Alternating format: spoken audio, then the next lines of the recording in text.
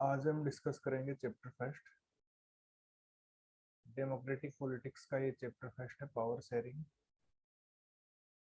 Power sharing का मतलब है सत्ता की साझेदारी, यानी कि जो गवर्नमेंट की पावर है उसको कैसे डिवाइड करें और पावर शेयरिंग क्यों नेसेसरी है, इसकी क्या इम्पोर्टेंस है, अगर पावर शेयरिंग नहीं की जाती है तो इसके क्या आउटकम्स आ सकते हैं, तो वो इस चैप्टर में डिस्कस करेंगे।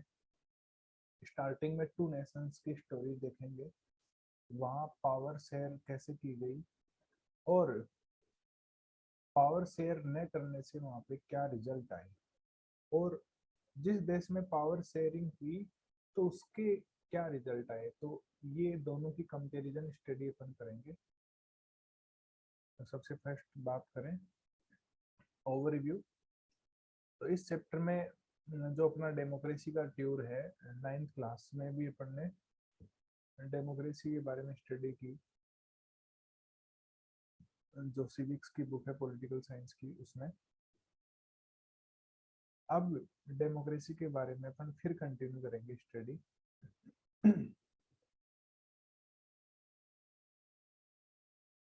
और साथ में आपने लास्ट क्लास में भी डिस्कस किया कि गवर्नमेंट की जो पावर है वो किसी एक ऑर्गन के पास नहीं होती। जैसे जुडिशरी को दे दी पावर, या लेजिस्लेचर को, या एग्जीक्यूटिव को, सिंगल को शेयर नहीं की जाती, बल्कि ये जो पावर है वो सभी को शेयर की जाती है। यानी कि लेजिस्लेचर, एग्जीक्यूटिव, जुडिशरी तीनों को ही पावर दी जाती है डेमोक्रेसी में। जो नेक्स्ट चैप्टर है, नेक्स्ट टू चैप्टर्स, उनमें अपन पावर शेयरिंग का जो आइडिया है उसको और अच्छे से समझेंगे। स्टार्टिंग में इस चैप्टर में अपन टू नेशंस की स्टोरी पढ़ेंगे, बेल्जियम और श्रीलंका। और दोनों नेशंस ने कैसे डेमोक्रेसी के अंदर पावर शेयरिंग की डिमांड को हैंडल किया वो समझेंगे। और एक जनरल कंक्लूजन जो मिलेगा अपने को, तो उससे अपने को समझ में आएगा कि पावर शेयरिंग डेमोक्रेसी में क्यों जरूरी है, उसकी नीड क्या है। साथ में पावर शेयरिंग के जो तरीके हैं, डिफरेंट फॉर्म्स हैं, वो भी अपन इस चैप्टर में डिस्कस करेंगे। तो सबसे फर्स्ट इसमें जो बेल्जियम नेशन है, बेल्जियम और श्रीलंका दोनों की स्टोरी है। तो बेल्जियम नेशन की बात करें तो ये एक स्मॉल कंट्री है यूरोप कॉन्टिनेंट का। इसका जो एरिया है वो हरियाणा से भी छोटा है। और इसके जो बॉर्डर कंट्री हैं वो France, Netherlands, Germany and Luxembourg इसके पड़ोसी देश हैं। इसकी जो पॉपुलेशन है वो 1 करोड़ से कुछ ज़्यादा है। मतलब हरियाणा की हाफ पॉपुलेशन के लगभग इसकी पॉपुलेशन है। और एरिया में ये हरियाणा से भी छोटा है। यहाँ पे जो एथनिक कंपोजिशन, मतलब जातीय व्यवस्था कहो, जो है इस देश में वो कॉम्प्लेक्स है। मतलब सिमिलर काइंड की कास्ट नहीं रहती, यहाँ पे डिफरेंट काइंड की कास्ट रहती है। तो बात करें टोटल पॉपुलेशन में, 59% जो पीपल है वो एक स्टेट है, रीजन है, एरिया, फ्लेमिश नाम है उसका। वहाँ 59% पॉपुलेशन रहती है और वो डच लैंग्वेज यूज करती है। इसके अलावा 40% जो पीपल है वो वेलोनिया जो रीजन है, स्टेट है, वहाँ रहती है और वो फ्रेंच लैंग्वेज यूज करती है। रिमेनिंग जो है 1%, वो बेल्जियम, रिमेनिंग 1% बेल्जियम के जो लोग हैं वो जर्मन लैंग्वेज यूज करते हैं। इसके अलावा इस बेल्जियम की जो कैपिटल है ब्रिसेल्स, यहाँ पे 80% जो है वो फ्रेंच है और 20% जो है वो डच स्पीकिंग है। और यहाँ पे जो माइनॉरिटी फ्रेंच स्पीकिंग कम्युनिटी है, जिसे ओनली 20% है फ्रेंच बेल्जियम में, वो लोग रिच भी हैं और पावरफुल भी हैं। और इसी कारण से रिसेंटेड, मतलब नाराजगी है डच स्पीकिंग कम्युनिटी में, क्योंकि उनको बेनिफिट जो है इकोनॉमिक डेवलपमेंट का, जॉब का, एजुकेशन का, ये बाद में मिला। इस कारण से डच कम्युनिटी वहाँ पे नाराजगी में है। और ये जो टेंशन है, ये जो तनाव है दोनों कम्युनिटीज के बीच में, डच और फ्रेंच स्पीकिंग के बीच में, ये कब हुई है? 1950 से 1960 के दौरान। और ये जो तनाव है, टेंशन है, वो बहुत ज्यादा बन गए, अक्यूट बन गए, मतलब तीव्र तेज बन गए ब्रुसेल्स, जो कैपिटल सिटी है, बेल्जियम की कैपिटल है, वहां पे। और जो ब्रुसेल्स है, उसकी स्पेशल प्रॉब्लम ये भी है, वो ये है कि जो डच स्पीकिंग पीपल है वो पूरे देश में मेजोरिटी में है, यानी कि 59% है। लेकिन ब्रुसेल्स में ये माइनॉरिटी में है, वहाँ पे 20% ही है। तो वो भी एक प्रॉब्लम है। अब दूसरा जो नेशन है वो श्रीलंका, उसकी एथनिक कंपोजिशन, उसकी डिटेल अपन समझते हैं। अब अपन कंपेयर करें दूसरी सिचुएशन को। जो श्रीलंका है वो एक आइलैंड नेशन है, और फ्यू किलोमीटर दूर है, जो तमिलनाडु का जो कोस्ट है उससे साउथ में है ये। और यहाँ की जो पॉपुलेशन है वो लगभग 2 करोड़ है, यानी कि हरियाणा के इक्वल पॉपुलेशन है यहाँ की। और अदर नेशंस की तरह जो एशिया के, साउथ एशिया के नेशन है, जैसे इंडिया भी है उसमें, बांग्लादेश भी है, श्रीलंका भी है, तो उन नेशंस की तरह जो श्रीलंका है, यहाँ पे भी डाइवर्स पॉपुलेशन है, यानी कि different caste, culture, community, language की यहाँ पे अलग अलग पॉपुल यहाँ पे पीपल्स हैं। और यहाँ पे जो मेजर सोशल ग्रुप्स है वो सिंहला स्पीकर्स, ये लैंग्वेज इसको बोलने वाले लोग हैं 74%, और तमिल लैंग्वेज यूज करने वाले यहाँ पे 18% है। और तमिल्स में भी दो टाइप्स हैं, एक तो जो तमिल नेटिव, जो श्रीलंका के ही निवासी है, उनके पूर्वज भी श्रीलंका के थे, एक तो वो तमिल नेटिव हुए। दूसरे इंडियन तमिल, जिनके पूर्वज इंडिया से गए थे प्लांटेशन वर्क के लिए, और उनकी जो जनरेशन है आज वहाँ पे, वो इंडियन तमिल्स के रूप में है। तो 18% जो तमिल्स हैं उनमें 13% जो है वो श्रीलंकन तमिल है। बाकी बचे हुए जो हैं उनके फोर फादर, पूर्वज जो थे, वो इंडिया से गए थे प्लांटेशन वर्क के लिए।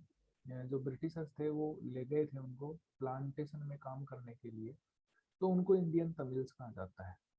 अब आप मैप में देखोगे तो श्रीलंकन जो तमिल है वो नॉर्थ और नॉर्थ ईस्ट में रहते हैं, नॉर्थ और ईस्ट में रहते हैं श्रीलंकन तमिल। और जो यहाँ पे सिंहला स्पीकिंग पीपल हैं वो ज्यादातर बुद्धिस्ट है। और जो तमिल्स हैं वो यहाँ पे हिंदू भी हैं और मुस्लिम भी हैं। इसके अलावा 7% यहाँ पे सिंहला और तमिल दोनों मिलाकर यहाँ पे 7% जो है वो क्रिश्चियन है। अब आप इमेजिन करो यहाँ पे सिचुएशन क्या बन सकती है।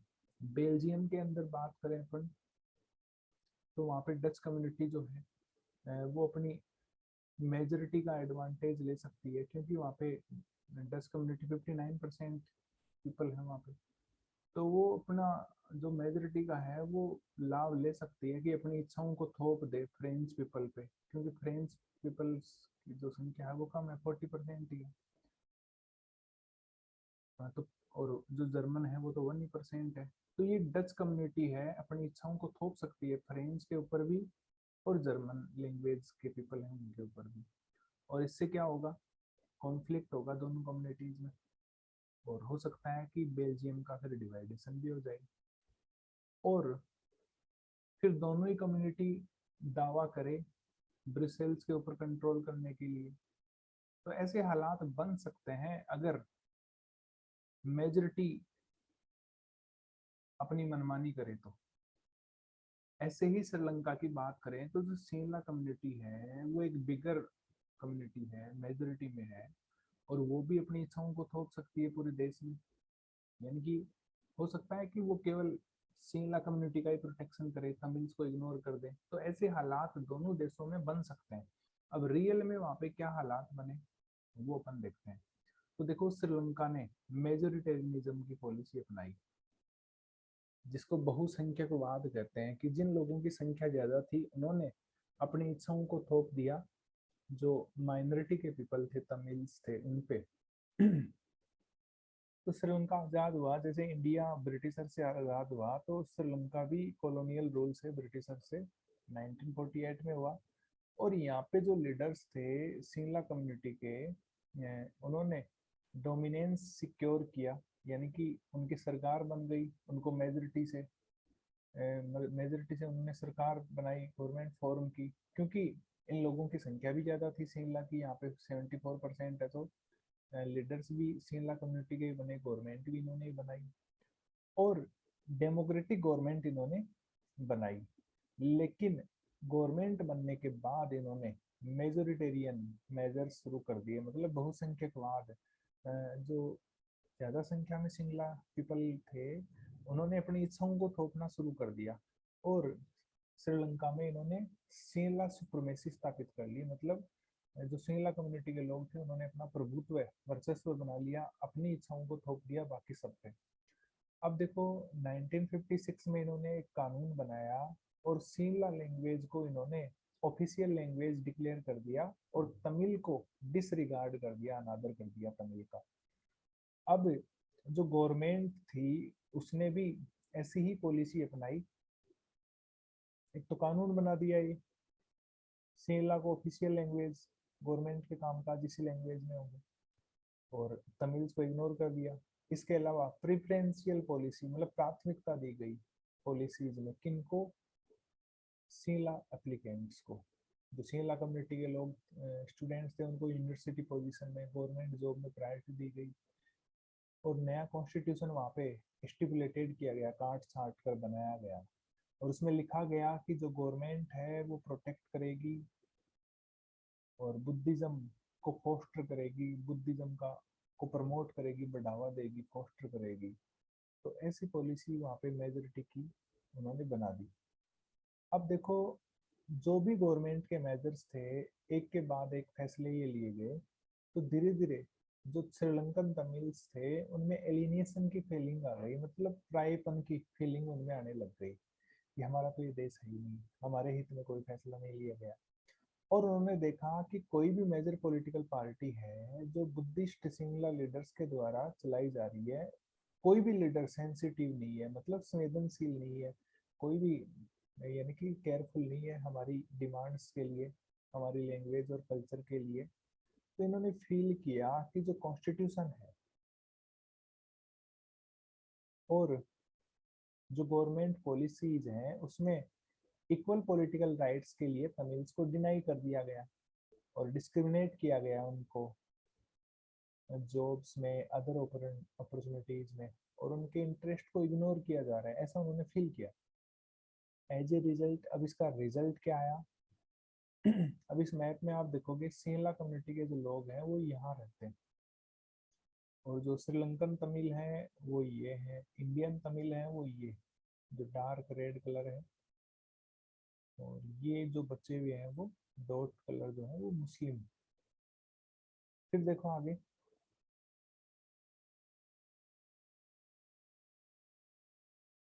अब जो हालात थे सिंगला और तमिल्स के बीच में वो स्ट्रेंड होते गए, बिगड़ते गए। अब आगे क्या हुआ, श्रीलंकन तमिल्स जो थे इन्होंने पार्टीज लॉन्च कर दी, नई पार्टी बना ली, इन्होंने स्ट्रगल किया कि तमिल को भी रिकॉग्नाइज किया जाए ऑफिशियल लैंग्वेज के रूप में, इसको भी रिकॉग्नाइजेशन मिले, मतलब मान्यता मिले, और रीजनल ऑटोनॉमी मिले, कि जहाँ हम रहते हैं हमारा जो स्टेट है वहाँ पे हमें ऑटोनॉमी मिले, फ्रीडम मिले रूल की, हमारा ही शासन हो, और इक्वल अपॉर्चुनिटी मिले एजुकेशन, जॉब में। अब इनकी जो डिमांड थी ऑटोनॉमी की, फ्रीडम की, कि हम जहाँ रहते हैं हमारा जो प्रोविंस है उसमें हमें फ्रीडम मिले रूल करने के लिए, कंट्रोल करने के लिए, शासन चलाने के लिए, लेकिन वो रिपीटेडली डिनाई कर दी, बार बार मना कर दिया गया कि ऐसा नहीं कर सकते, तुम्हें ऑटोनॉमी नहीं दे सकते तमिल्स को। तो 1980 में वहाँ पे जो पॉलिटिकल ऑर्गेनाइजेशन थे जो तमिल्स के द्वारा बनाए गए थे, उन्होंने मिलकर एक इंडिपेंडेंट तमिल इलम की डिमांड कर दी, एक तमिल नेशन की डिमांड कर दी उन्होंने। जो भी नॉर्दर्न और ईस्टर्न पार्ट में श्रीलंका में जो तमिल्स रहते थे उन्होंने। अब देखो आगे क्या हुआ, दोनों कम्युनिटीज के बीच में फिर डिस्ट्रस्ट बढ़ता गया।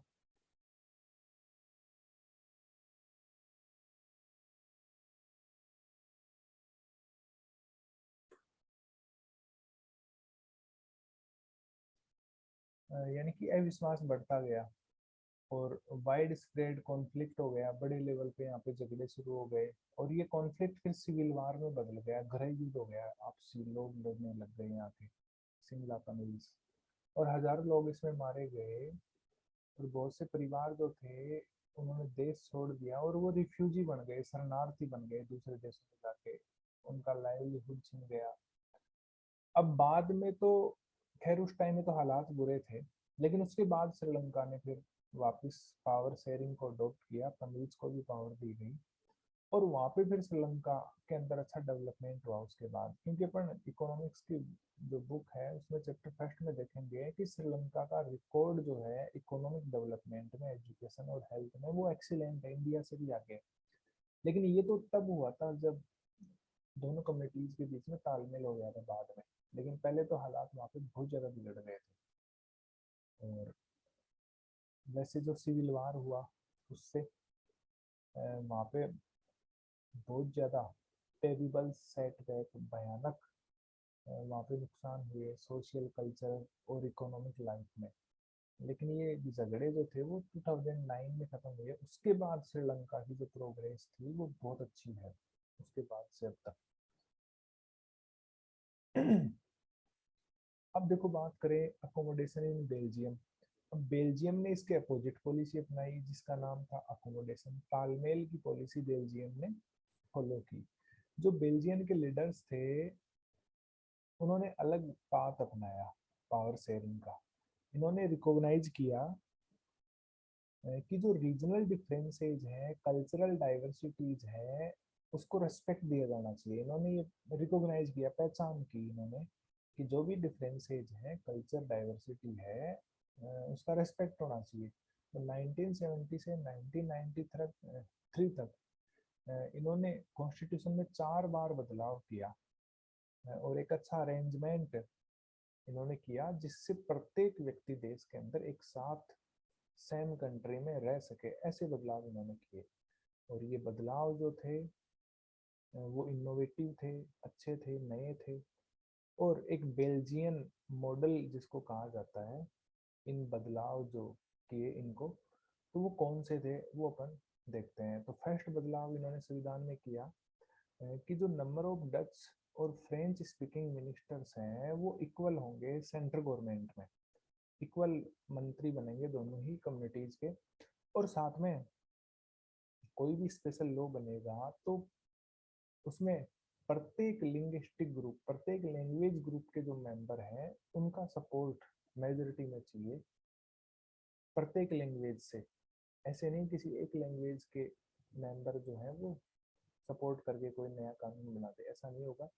प्रत्येक लैंग्वेज ग्रुप के जो मेंबर्स हैं अगर वो मेजोरिटी से सपोर्ट करेंगे, ज़्यादा संख्या में सपोर्ट करेंगे, तो वो नया कानून बन जाएगा। सिंगल कम्युनिटी जो है वो यूनिलेटरली एक तरफा डिसीजन नहीं ले पाएगी। पहला संशोधन ये किया संविधान में, जिससे क्या हुआ, ये इंश्योर हुआ कि प्रत्येक कम्युनिटी को इक्वल पावर है, प्रत्येक कम्युनिटी को रेस्पेक्ट दिया जा रहा है, प्रायोरिटी दी जा रही है।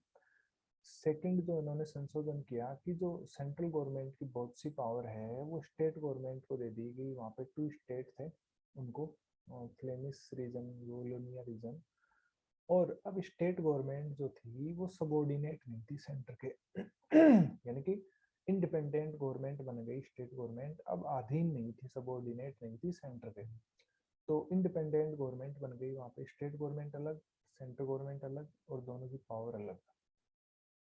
तीसरा संशोधन किया कि जो ब्रुसेल्स है उसकी सेपरेट गवर्नमेंट बना दी गई और वहाँ पे दोनों ही कम्युनिटी के इक्वल रिप्रेजेंटेटिव बने वहाँ पे, यानी कि दोनों ही कम्युनिटी का इक्वल रिप्रेजेंटेशन बना, इक्वल प्रायोरिटी दी गई, इक्वल मिनिस्टर रिप्रेजेंटेटिव बने वहाँ पे।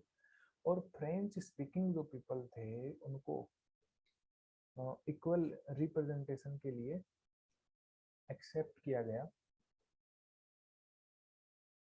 क्योंकि डच कम्युनिटी ने उनको इक्वल रिप्रेजेंटेशन के लिए सेंट्रल गवर्नमेंट में एक्सेप्ट किया था।